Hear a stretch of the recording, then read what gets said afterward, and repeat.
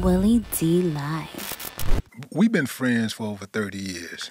I said 30. You said I was shortchanging it, so it's almost 40 now. But okay, I'll just say we say that over 30. That way, even if let's it's round 50, it up. Okay, let's say 25, so we both get younger. No, 25 is 25. yeah. But I've always just been fascinated by your mind. Like you have an abstract, what I was calling abstract mind. You think very much like most comedians, you think outside of the box, but Sure. you even further to the left or further to the right, whatever makes you comfortable. But you have a certain thing like you were just talking about Deion Sanders.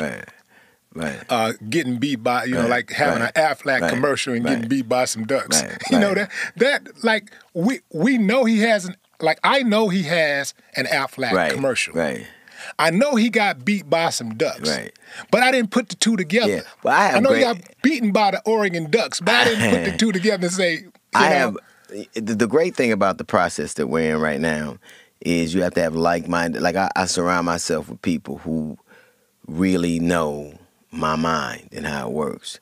And so you have a creative brain trust, and somebody will come up with a joke or somebody will come up with a through line or you'll be in conversations. And so if you surround yourself with people who are always thinking and firing stuff off, chances are your mindset is going to be more amenable to having conversations.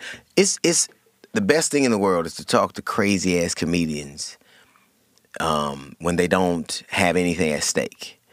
And if you surround yourself in an environment where that's pretty prevalent, you're going to hear and say and do some things that are kind of contrary to people. So I think you have to be immersed in an environment where people are thinking differently, acting differently, and saying things that are just not the norm. You know where the best conversations happen with comedians? In the green room. Yeah.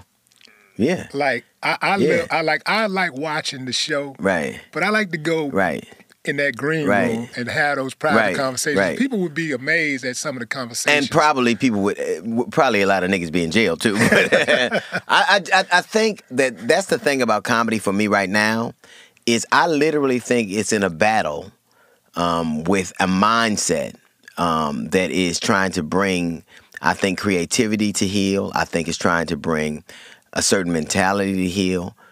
I think it would be all right with me if we were the kind of place that really was well-intended. But I think people want quiet. They don't want solutions. They want, like, if something happens in the police department, we know that people are corrupt. They'll fire those policemen, but not change the system. And they'll go, see, we did these things. Society's like that, too. They don't really care how you think. They just want you to say it. Like these corporations, somebody will do something or say something racist, and it'll be in the corporate environment. They go, we don't condone this, and then they get rid of that person. But the structure hasn't changed. Right. And I think the one thing about what we do, and I think that is very prevalent everywhere, and I think when they try to do that in the entertainment industry, especially in the comedic space, it's an environment where we're supposed to be able to be profane and profound. We're supposed to be able to say things that people aren't saying. It's like when somebody hears something you say on stage at another performance and they get mad. Motherfucker, that's like wearing a suit that's tailor-made for somebody and getting mad that it doesn't fit. You know what I mean? Right. That suit, that performance was for that specific audience. That interaction was very specific. It was tailored to that experience. And now people want to take a joke or to take a mindset. And I think part of the great thing about being comedy, you're not supposed to know if I'm serious or not.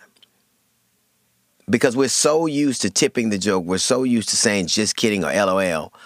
That's the way we are wired now. But people want to know if you're serious or not. And I don't think that's... Why would a magician show you his magic?